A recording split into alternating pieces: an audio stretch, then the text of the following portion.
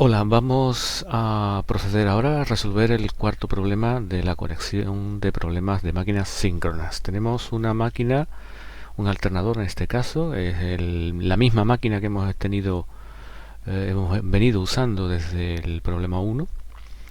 Y en este problema se va a considerar que el valor de la resistencia de la máquina pues va a ser despreciable frente al de la reactancia.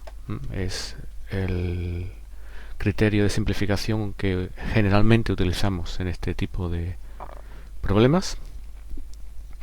Y luego también vamos a considerar que el rendimiento de la máquina es muy cercano a la unidad. ¿eh?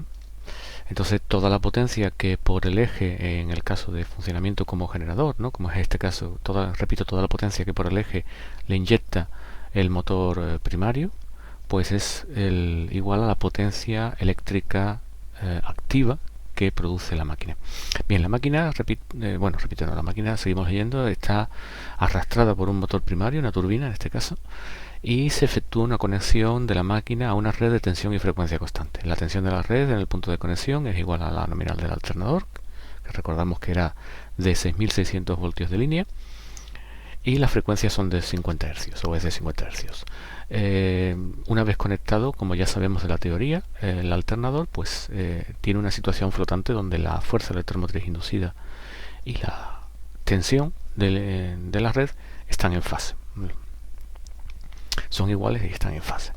Entonces, según nos sigue relatando el enunciado, a partir de esta situación flotante, pues se desea pasar a producir 1 megavatio de potencia. Se hacen dos pasos el proceso. En primer lugar, se incrementaría la potencia que inyecta la turbina en el alternador. Esto conduciría, como ya sabemos de la teoría, a que el alternador pasara a dar una potencia reactiva capacitiva. Y como se desea que el sistema produzca esa potencia de 1 megavatio con excitación normal, pues realmente lo que se pide es cuál es el valor final de la fuerza electromotriz inducida necesaria para que precisamente la potencia de 1 megavatio producida sea en excitación normal. Recordamos que excitación normal se refería a el caso de que el factor de potencia en el alternador era la unidad. Comentado el enunciado y recordado aquellos aspectos más importantes a tener en cuenta a la hora de resolver el mismo, vamos a considerar el problema. Bueno, podemos hacer un breve dibujo del alternador. Vamos a tener, en nuestro caso, pues solamente la reactancia síncrona. El alternador en su circuito equivalente por fase pues estaría conectado a la red de tensión y frecuencia constante, y tendremos aquí la fuerza electromotriz S0 que en cada momento tenga el alternador. Nosotros sabemos que mecánicamente hay un motor primario que está girando la máquina, y por otro lado sabemos también que tenemos un control de la intensidad de excitación, y a su vez evidentemente tenemos un control de la potencia del motor primario. Esto conducirá pues a que aparezca una corriente en este sentido, ¿no? Bien, esta es la situación que tenemos nosotros en la conexión a red. Sabemos en primer lugar que inmediatamente después de conectar el alternador a la red vamos a llevar situación 1.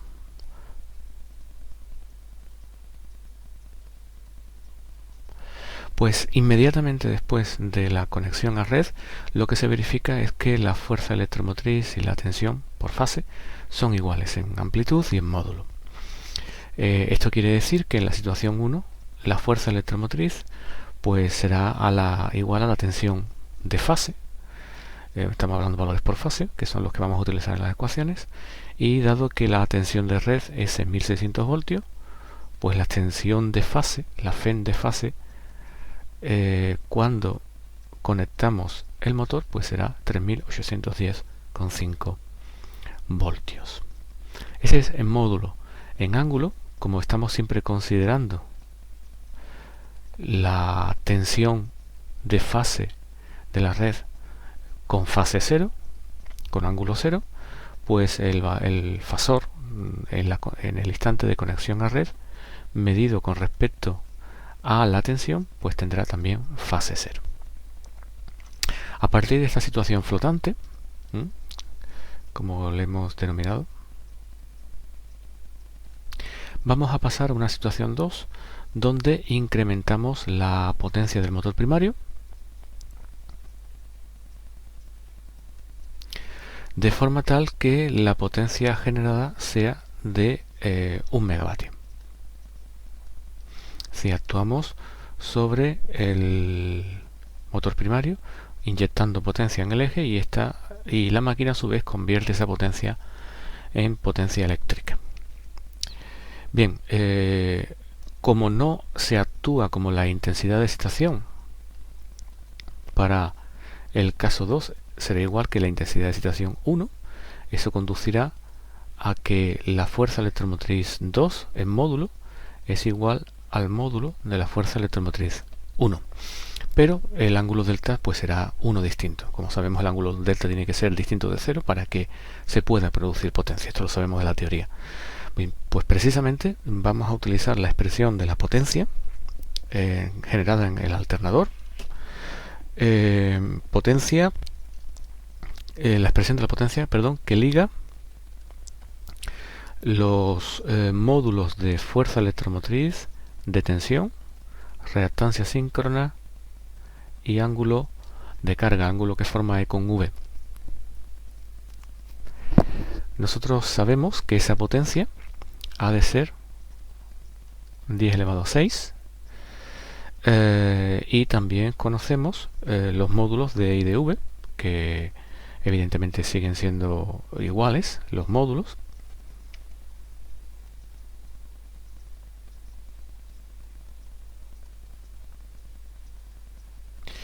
Y la reactancia del problema 1 sabemos que toma el valor de 15 ohmios. Por lo tanto, podemos despejar ya el ángulo delta, o el seno del ángulo delta, mejor dicho, para la situación 2, donde hemos incrementado la potencia del motor primario para empezar a producir el megavatio. Entonces tenemos que el seno de delta para el caso 2, operando, pues saldría 344, vamos a ver, 344,4 por 10 elevado a menos 3.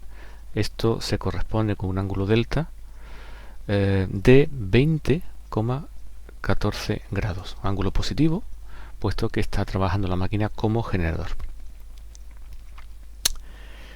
Bien, entonces ya sabemos el ángulo que forma E con V para cuando comienza a producir ese megavatio de potencia. Para esta situación vamos a calcular el ángulo de la intensidad para ver en qué situación, en qué tipo de excitación caemos cuando hemos incrementado la potencia. Vamos a hacerlo en la página siguiente, puesto que no tenemos mucho espacio libre aquí. Entonces podemos calcular el valor de intensidad, pues sabiendo que la tensión, aplicando la ecuación de mallas, volvemos un momento sobre el dibujo anterior, aplicando la ecuación de mallas en esta malla de aquí, nosotros podemos afirmar que la tensión de fase de la red pues será la fuerza electromotriz que se produzca menos la caída de tensión en solo la reactancia síncrona, porque evidentemente es el único término que estamos considerando. Bueno, pues esta era la expresión que iba a empezar a escribir. La volvemos a colocar aquí.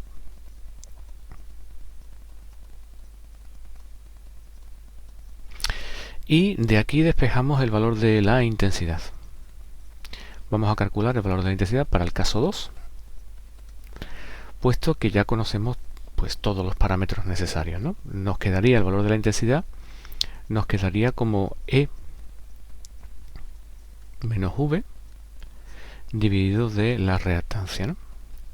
Bien, sabemos que al no haber manipulado la intensidad de excitación desde la conexión a la red, pues sería 3810,5, y el ángulo girado pues sería el que calculamos en su momento, en la página anterior, 20,14 grados. La tensión V en módulo es igual que la E, pero en ángulo toma fase 0. Y la reactancia, pues sabemos que es de 15 ohmios. Operando nos queda una intensidad de 88,84 amperios, girada un ángulo de 10,07 grados. Como podemos comprobar, ocurren dos cosas. Uno, que la intensidad es ligeramente superior al valor nominal. Nosotros sabemos de los datos de la máquina que podemos calcular el valor nominal de la intensidad de esta, y esa intensidad resulta igual a 87,48 amperios. Este valor de intensidad se puede obtener a partir de la potencia aparente nominal, de la tensión y despejándolo de la expresión de la potencia S. Vemos por lo tanto que la intensidad en el caso 2 es ligeramente superior a la nominal, por un lado, y por otro lado estamos en una situación de adelanto de la intensidad frente a la tensión, entonces sabemos que estamos con la máquina subexcitada.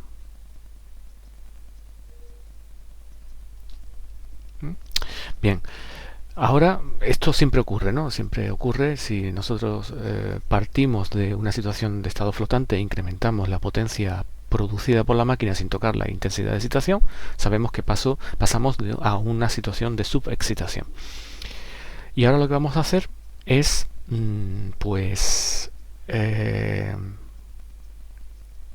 modificar la I de excitación de forma tal de que consigamos que la máquina pase a estar normalmente excitada, ¿no? Con factor de potencia unidad. Bien, ¿qué vamos a hacer entonces? Bueno, pues, ¿o qué pretendemos hacer? Pues lo que pretendemos hacer es que el ángulo de la intensidad con la tensión pase a valer 0. Todo ello sin modificar la potencia. Entonces tenemos que recurrir a la ecuación de potencia que liga precisamente la tensión, la intensidad y el ángulo que forman estas. Aplicando esta expresión de la potencia en las situaciones 2 y 3, vamos a llamar situación 3 a la situación donde se modifica I sub E para conseguir excitación normal.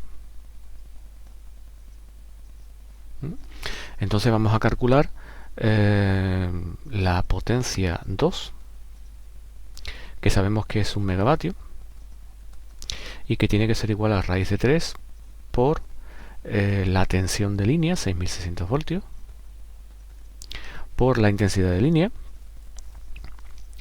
por el coseno de phi sub 2.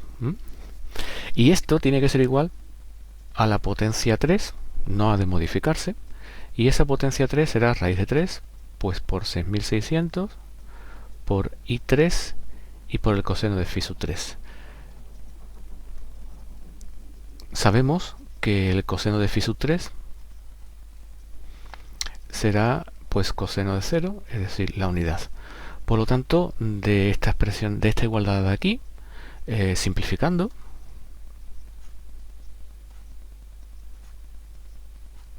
nos quedará que I sub 2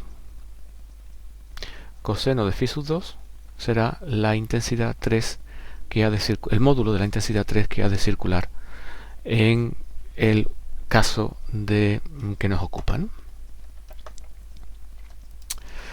Podemos por tanto calcular esa intensidad 3, intensidad en la situación ya final 3, como el valor de la intensidad 2 calculada por el coseno de el ángulo que tenía esa intensidad. Esto resulta pues 87,47 amperios. Curiosamente la intensidad nominal. Esta es la intensidad 3. Módulo. La intensidad 3 fasor pues será 87,47 girado 0 grados. Por lo tanto, como esa tiene que ser la intensidad final que vamos a tener, ya podemos obtener el valor de la fuerza electromotriz E sub 3, aplicando otra vez la ecuación de la malla, como la tensión de línea más la caída de tensión en la reactancia. Tendremos tensión, he dicho tensión de línea, tensión de fase, tensión de red de fase, más la reactancia por el valor que tiene que tomar la intensidad en la situación a la que queremos ir. Esto conduce a una tensión, una FEM, una fuerza electromotriz de 4030 voltios y un ángulo de carga de 19 grados. Por lo tanto, esta sería el resultado buscado.